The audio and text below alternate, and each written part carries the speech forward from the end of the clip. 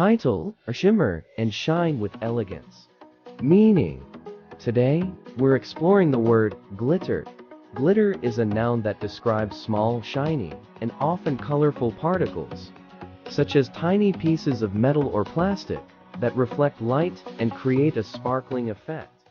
It's a term that represents the allure of radiant beauty. Pronunciation.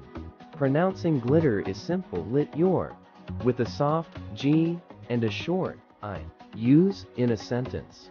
For example, the glitter on her dress caught everyone's attention, making her the star of the evening. Importance.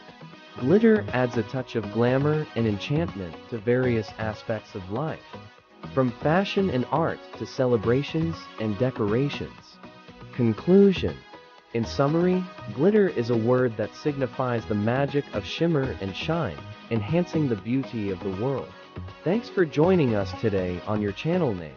If you found this information helpful, please give it a thumbs up. And don't forget to subscribe for more educational and informative content. Stay tuned for our next word exploration. Until then, embrace the glitter and radiate your inner sparkle.